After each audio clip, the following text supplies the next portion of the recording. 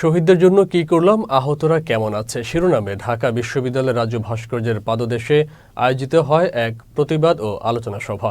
আলোচনা সভার আয়োজক সার্বভৌমত্ব আন্দোলনের সংগঠক ফুয়াদ সাকি অভিযোগ করেন, দীর্ঘ ১৬ বছরের শোষণ ও নিপীড়ন থেকে যাদের ত্যাগের বিনিময়ে আজকের মুক্ত বাংলাদেশ, তাদের সুচিকিৎসা হচ্ছে না। তাদের সুচিকিৎসা নিশ্চিত না হলে স্বাধীনতার স্বাদ পাবে না বাংলাদেশ। সভায় আন্দোলনে আহত বিভিন্ন শ্রেণী পেশার মানুষ ও নিহতদের পরিবার ছাড়াও বিশ্ববিদ্যালয়ের সাধারণ শিক্ষার্থীরা উপস্থিত ছিলেন। আমার ছেলেরা রাস্তায় থাকতে চায় না, তারা এমনিতে পঙ্গু হয়ে গেছে, আরো অনেক ছেলে ওয়েট করছে পঙ্গু হওয়ার জন্য। আপনারা দ্রুত ব্যবস্থা নেন, দ্রুত তাদেরকে একটা বড় বাজেট দেন তাদের সুস্থ চিকিৎসার জন্য।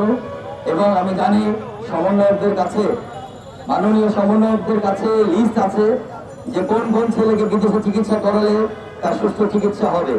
সেই লিস্ট ধরে ধরে তারা বিদেশে পাঠাক, যে দেশে পাঠালে তার চোখ আবার ফিরে আসে সেই ব্যবস্থা করুক, যে দেশে পাঠালে তার পা আবার লাগানো যাবে, একটা কৃত্রিম পা লাগানো যাবে, সেই ব্যবস্থা দেওয়া হোক।